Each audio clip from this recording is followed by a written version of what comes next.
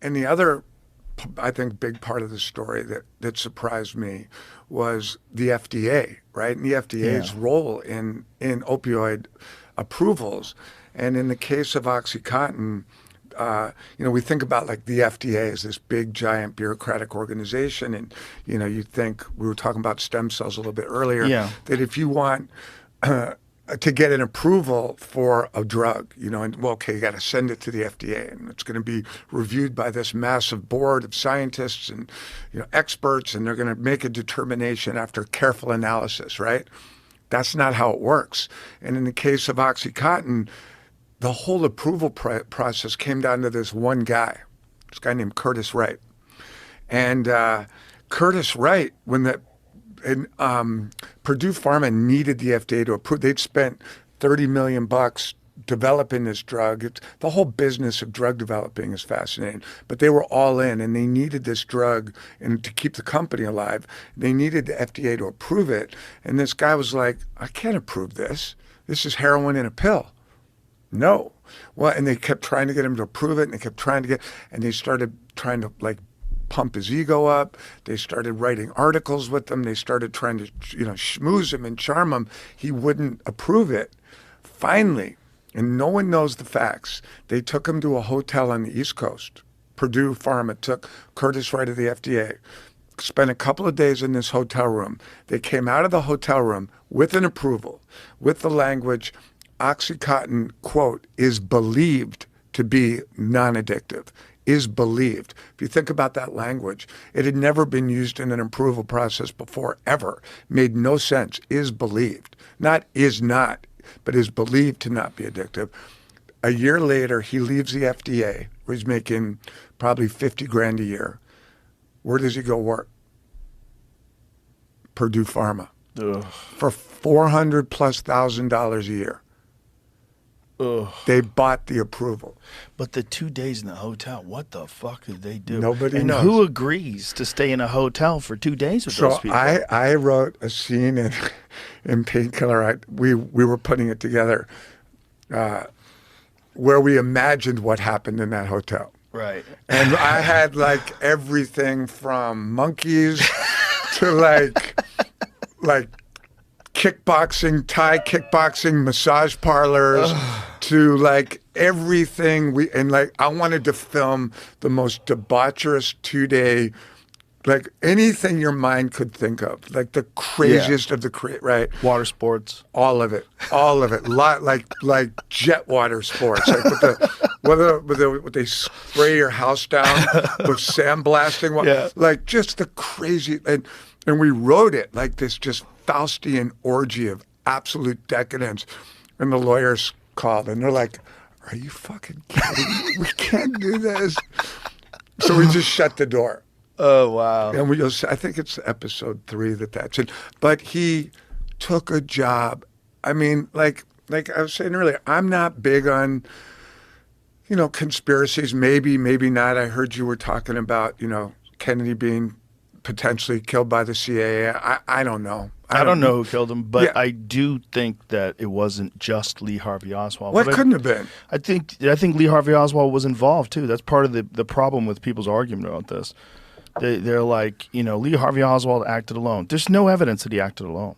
There's a lot of evidence that he was involved. When I was in 5th grade, we had his social studies teacher. The teacher was obsessed with the super bullet theory, right? The magic bullet theory that, went through Connolly's shoulder, through his knee, bounced out of his knee, then hit Kennedy. No, hit Kennedy first. Hit Kennedy first, and then it was Connolly, right? Yeah. Connolly's shoulder, hand, and knee. wrist. Right. And and we're just 5th grade kids trying to learn about George Washington or whatever. And she's like, do you understand the ballistics don't line up? And it's all she would talk about. So we'd come home and it's all we would talk about with our parents, and our parents would call the school and be like, is this woman this teacher, is she insane? Why are my kids only learning about the magic bullet?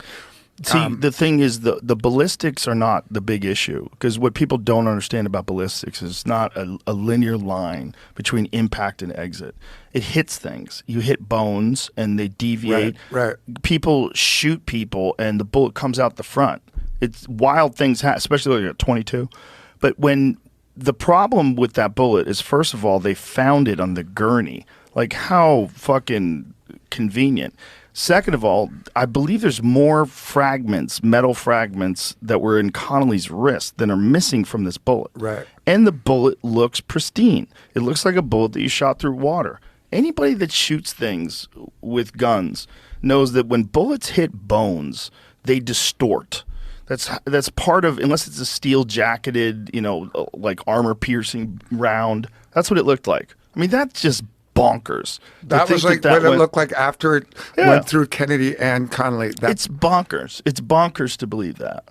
Yeah. The idea that that Lee Harvey Oswald wasn't involved, though, I don't buy that either. Well, I think they set him up. I think for sure he knew what was going on. He seemed to have been some sort of an operative. He went back and forth to Russia. There's a lot, but that conspiracy, it's like, I don't know. We're talking 1963. I don't, But there's conspiracies today that are real. And this Sackler family is one of the best examples of one that was enormously successful and worked on multiple levels. And this story about getting this regulator to approve it by putting him in a hotel for 2 weeks, how the fuck is that not illegal?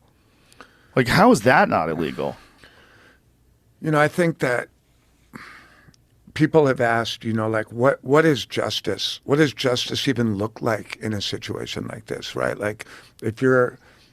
that's the guy? And the red, so that's Noah who plays him. And that was just... that's the actual That's guy. the actual gentleman who approved it.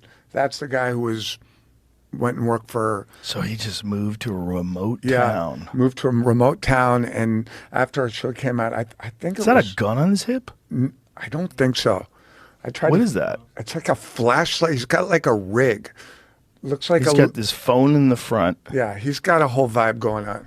And a passport filled with trips to Thailand, probably. Yeah. Right? But, like, that's the face of a big part of the issue. That, this guy was a bureaucrat working for the FDA, living his life in, the East Coast. Someone came along and said, hey, you want to get out of here? You're making 50 grand. Just say that you believe this to be less addictive. That'll get us the approval. And you're good. We're going to make you good. And here we are.